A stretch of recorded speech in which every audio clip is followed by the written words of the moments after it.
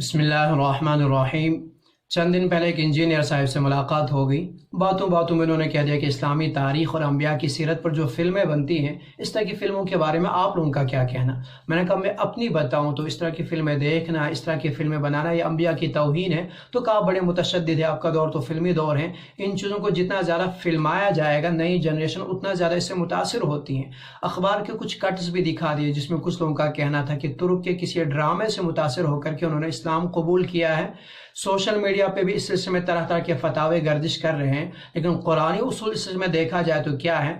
غور کریں، دنیا کی تقریباً ہر وہ چیز جس میں فائدہ اور نقصان دونوں ہو، تو اس سلسلے میں قرآن کریم نے ہمیں جو اصول دیا ہے، قرآن کریم نے شراب کے بارے میں کہہ دیا وَإِثْمُهُمَا أَكْبَرُ مِن نَفْعِهِمَا، کہ شراب کا نقصان، شراب کا گناہ اس کے فائدے سے بڑا ہوا ہے۔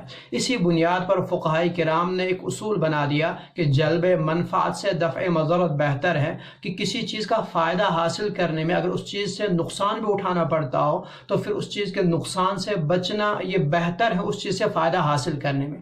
تو اسی طرح ممکن ہے یہ جو فلمیں ہیں وقتی طور ان کا کچھ فائدہ رہتا ہو لیکن ان کے نقصانات زیادہ ہیں، اس کا بھیانک نتیجہ ہو سکتا ہے۔ کیا کیا نتائج ہو سکتے ہیں آپ اندازہ کریں۔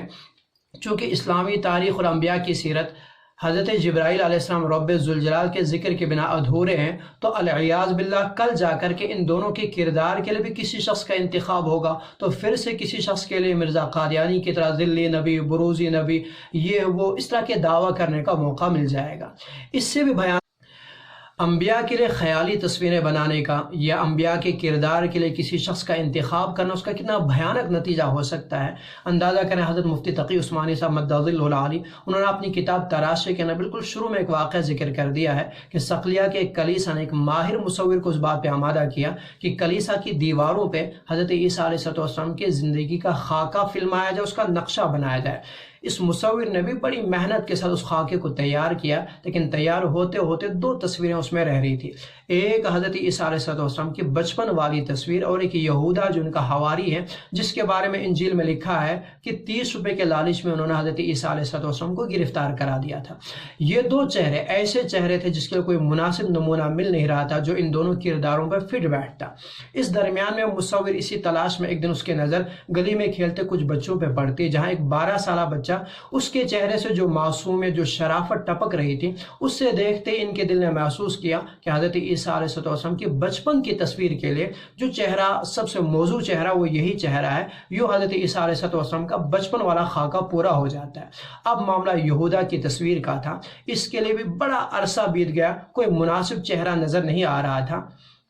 اس درمیان میں بہت سے وہ لوگ جو اپنے آپ کو انتہائی درجے کا گنہگار، حد سے زیادہ خبیث سمجھتے تھے، انہوں نے اپنا چہرہ پیش بھی کیا کہ یہودا کی تصویر کے لیے ان کے چہرے کا نقشہ لیا جائے، لیکن کوئی بھی چہرہ مصور کے دل کو بھایا نہیں۔ وہ چاہتے تھے کہ یہودا کی تصویر کے لیے ایک ایسا چہرہ مل جائے جس سے دیکھتے ہی انسانیت پکار اٹھے کہ حرص و ہوس کا لالچ کا پتلا ہے۔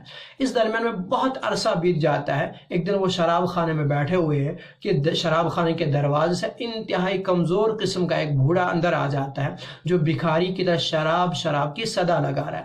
اس کا چہرہ دیکھتے ہی مصور کو اس چہرے کے اندر ہر اس گناہ کا عکس نظر آیا جو ایک انسان کر سکتا ہے۔